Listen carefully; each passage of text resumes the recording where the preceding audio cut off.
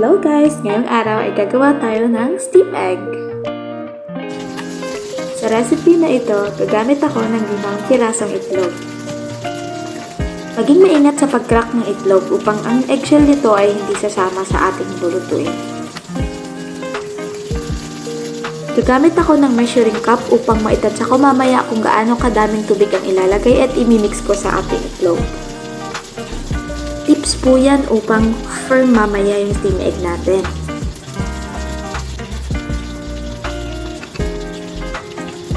Okay, haluin mabuti ng chopsticks.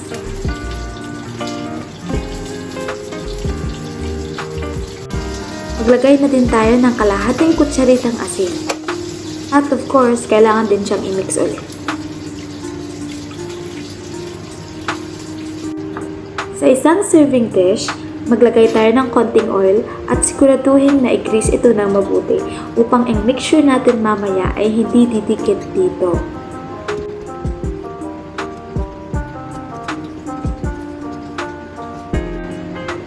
Pagkatapos i-grease ang ating serving dish, ngayon naman ay i-strain natin yung ating egg mixture. So, kailangan siyang strain upang maganda ang kalalabasan ng ating steam egg mamaya, para maiwasan natin yung buo-buo at saka yung bubbles. Okay? So, gagamit ako ng chopsticks dito upang mapabilis yung pag-strain ng ating mixture.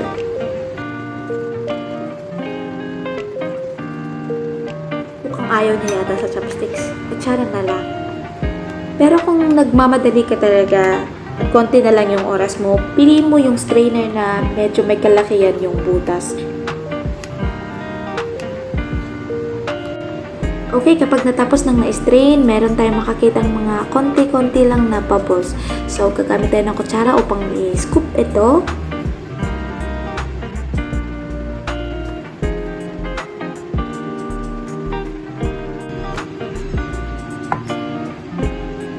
Okay, kapag natapos nang na-scoop yung bubbles, ngayon naman ay gagamit tayo ng cling wrap. Ito ay upang maiwasan yung pagpasok ng tubig sa ating mixture.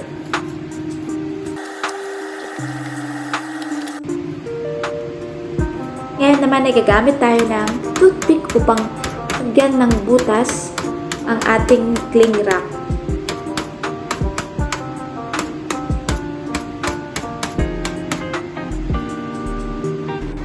Okay, magpakulo na tayo ng tubig. After ng ilang minuto na kumulo na, is bawasan natin yung ating apoy dahil ilalagay natin yung ating mixture at ayaw natin mapasok. Okay? So, tandaan, maging maingat sa paglagay.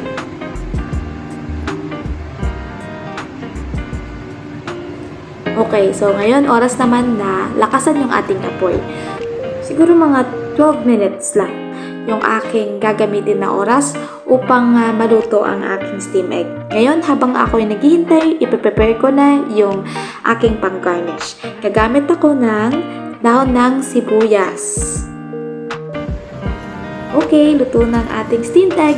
Ngayon, tanggalin natin yung cling wrap at maglalagay ako ng 1.5 sesame oil. 2 kutsarang light soy sauce. At of course, upang pumantay ang lasa, kailangan, ganitong gawin. Alright, so, ngayon naman ilalagay natin ang ating spring onions. At saka kung mahilig ka din sa maanghang, pwede din na lagyan mo din ng chili flakes. Ngayon, maglalagay ako ng sesame seeds. Ready na ang ating steamed egg. See you again next time. Thanks for watching!